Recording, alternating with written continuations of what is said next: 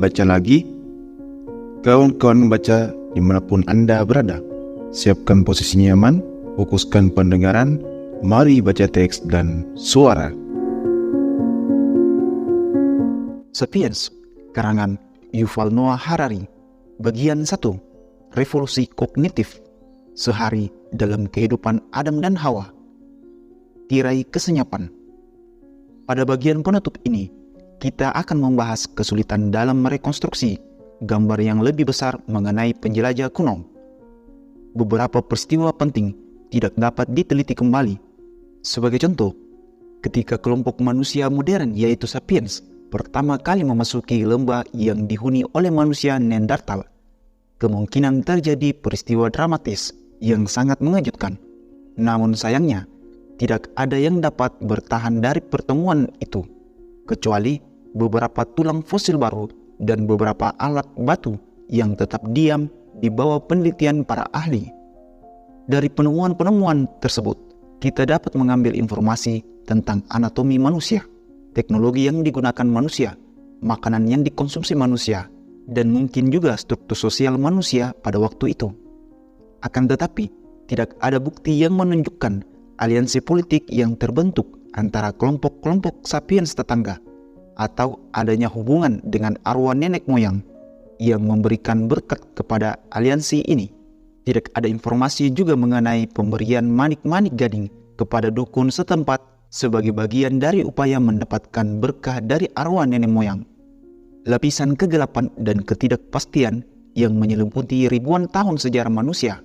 Selama berabad-abad ini terjadi perang, revolusi, gerakan agama yang ekstrim, teori filosofis yang kontroversial, dan karya seni yang luar biasa.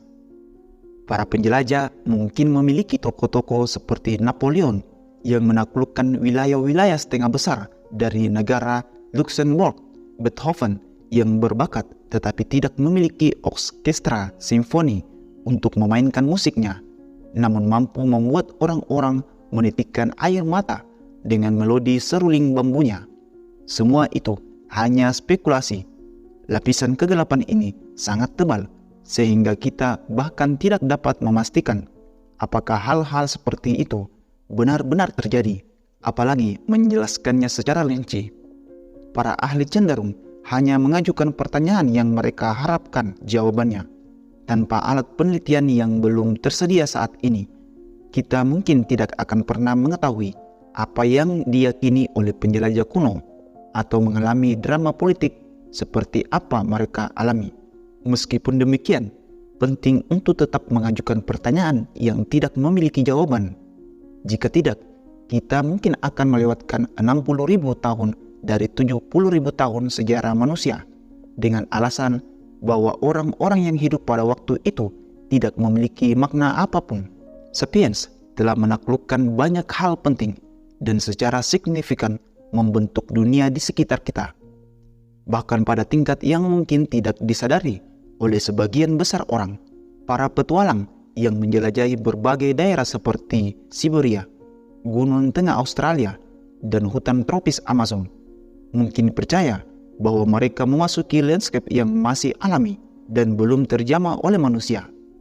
Namun itu hanya ilusi. Para penjelajah sebelum kita telah hadir di sana dan membawa perubahan yang dramatis, bahkan di daerah terpencil dan terpencil sekalipun. Pada bagian berikutnya dari tulisan ini menjelaskan bagaimana para penjelajah ini secara fundamental telah membentuk ekologi planet kita sebelum adanya perkembangan desa pertanian. Kelompok-kelompok sapiens yang berkelana dan menceritakan kisah-kisah mereka menjadi kekuatan yang sangat penting dan merusak yang pernah ada dalam kerajaan hewan. Bersambung ke bagian 1, Revolusi Kognitif, bagian keempat, Banjir. Sekian dan terima kasih. Semoga bermanfaat.